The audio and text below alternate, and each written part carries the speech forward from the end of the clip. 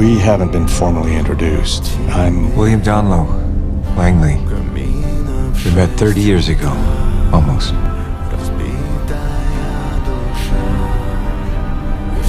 So you're him.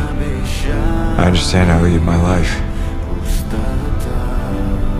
I don't know how to make amends for what I've done to yours. That's a matter of perspective, friend. If you hadn't broken in the vault 30 years ago, I'd probably still be there. I'd probably even think I was happy. I never would have found the only home that's ever brought me peace. And I certainly never would have met the woman I love.